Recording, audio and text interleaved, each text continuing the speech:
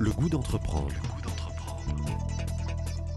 Une émission proposée par Doris Pradal en partenariat avec la Caisse d'épargne, la Banque des entreprises et des professionnels de Midi-Pyrénées.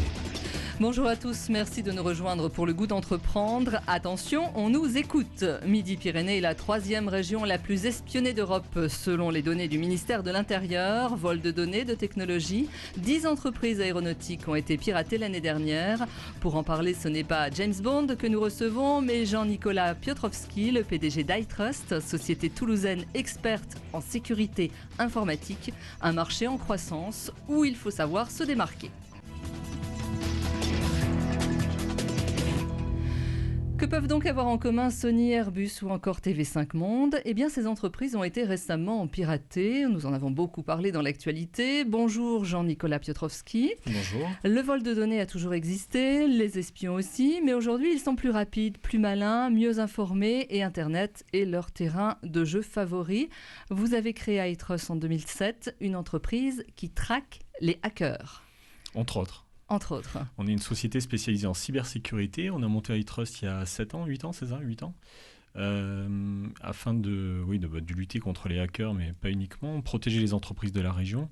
Et aujourd'hui, c'est une entreprise qui a plus de 100 clients et qui travaille pour des PME, mais aussi des grands comptes. Et y compris à l'étranger, à l'export. Oui, on va y revenir un petit peu dans le détail sans toutefois dévoiler tous les secrets, n'est-ce pas ? Donc si un site internet tombe, c'est la face visible d'une cyberattaque, mais est-ce que c'est toujours aussi simple ? Est-ce que les entreprises s'aperçoivent qu'elles sont espionnées ? Alors c'est ça le problème, c'est que la plupart du temps elles ne le savent pas. Alors nos statistiques c'est à peu près 8 sur 10, 8 à 9 sur 10 qui ne savent pas qu'elles subissent des problèmes ou des malveillances. Donc ça commence à faire beaucoup. Donc le gros problème c'est cette partie immergée et non immergée. C'est-à-dire que ce qu'on voit c'est TV5, Sony, Target l'année dernière qui sont les magasins de commerce aux États-Unis. Ça c'est la partie immergée. Effectivement après il y a toute une partie qu'on ne voit pas et que même les clients et les entreprises ne voient pas. Donc ça commence à faire beaucoup, on va dire.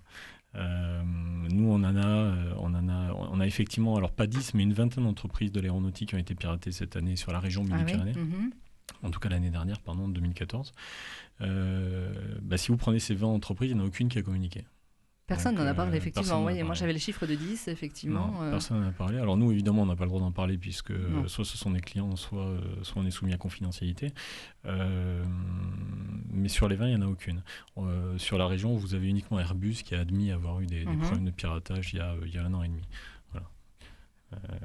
Donc le gros problème qu'on a, c'est ça, c'est cette partie immergée de l'iceberg qu'on ne voit pas, dont les clients ne s'aperçoivent pas. Et avec cette problématique actuelle qui est que le cyberterrorisme ou la cybersécurité est un monde maintenant de professionnels, c'est-à-dire qu'on n'a plus le hacker en face qui fait ça pour le plaisir et pour le challenge intellectuel, mais qui fait ça parce qu'il est payé, donc souvent c'est des mercenaires qui gagnent beaucoup d'argent grâce à ça, qui sont payés soit par des gouvernements, soit par des concurrents pour pirater les entreprises, récupérer du savoir-faire technologique, pour remonter la même technologie ailleurs. Alors justement, j'allais vous poser la question, d'où viennent ces attaques, donc de l'extérieur, mais pour la plupart, mais ça peut venir aussi de l'intérieur de l'entreprise ?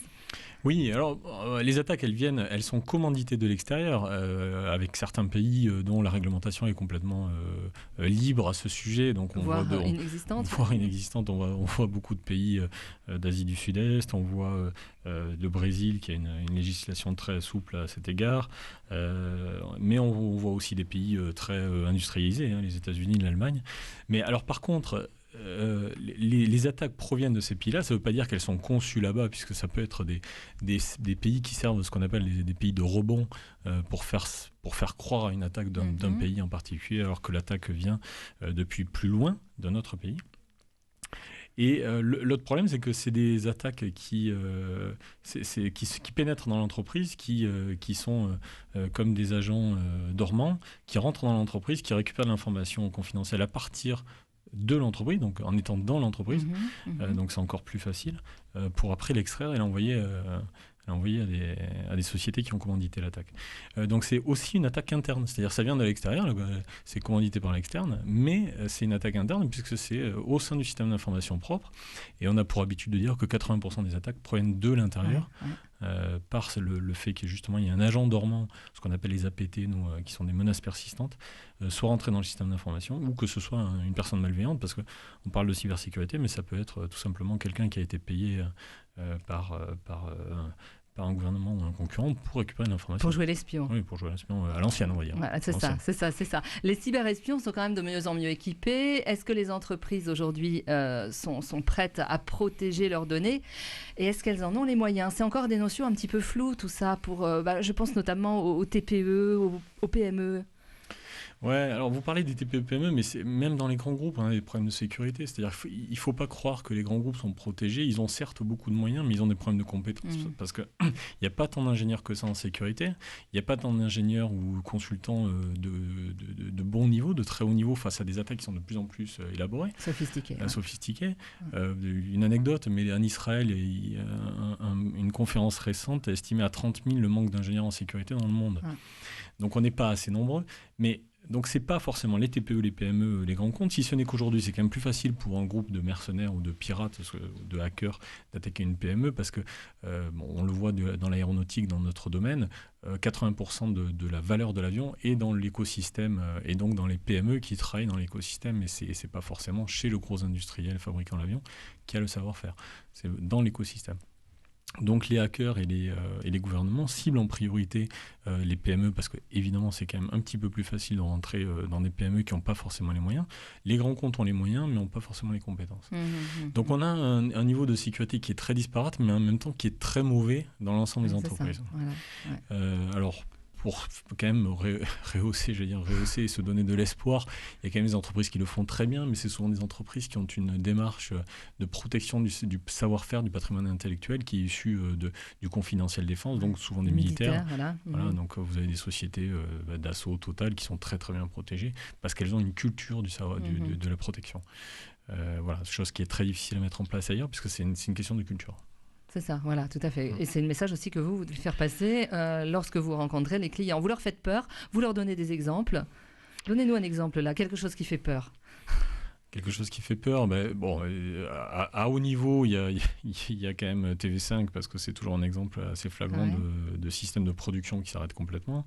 Vous avez la vice-présidente de Sony qui a dû démissionner parce que ça faisait quand même 2 fois qu'il se faisait hacker. Piraté en un an.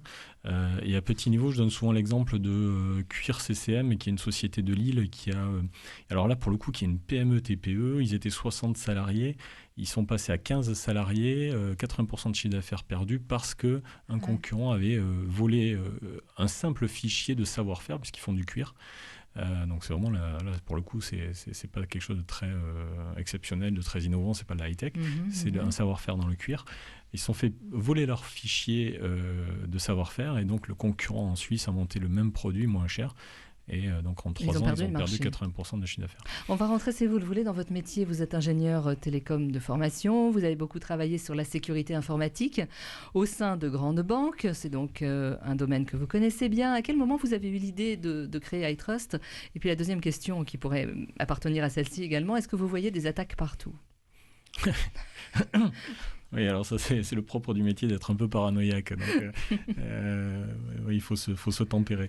J'ai beaucoup travaillé dans les banques, donc surtout sur Paris, dans les grandes banques, pour après migrer vers Bordeaux, dans la banque postale qui aussi montait à l'époque, justement la banque postale, puisque la Poste était en train de monter sa banque.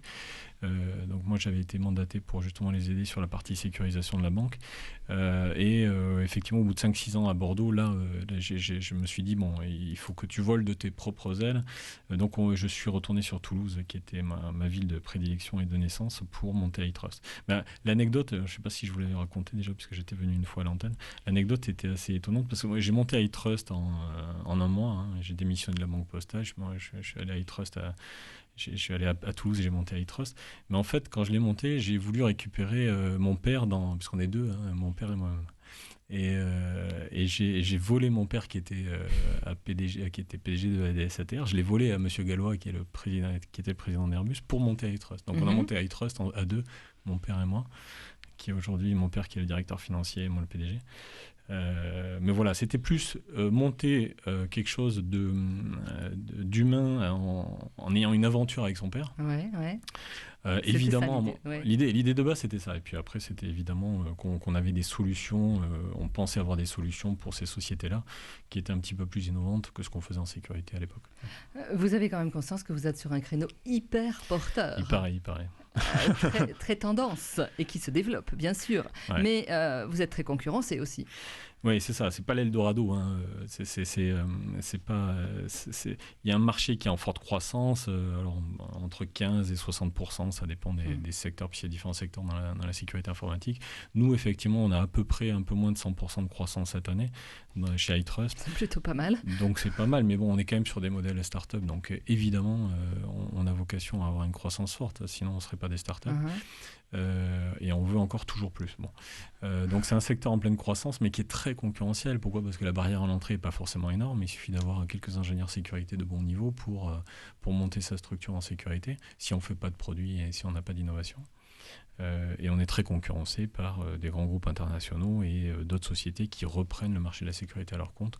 On retrouve par exemple aujourd'hui des KPMG, des Ernst & Young, des cabinets de conseil qui reprennent des activités de sécurité alors que ce n'était pas leur métier. Oui, c'est ça. Donc, ils ont réussi à... Et qui ont réussi à s'accaparer une grande partie du marché. Alors, tant mieux pour eux, mais c'est une concurrence qui est beaucoup plus importante que les PME. Oui, acquérir de nouvelles compétences aussi en matière de sécurité. On va en parler dans un petit instant, si vous le voulez.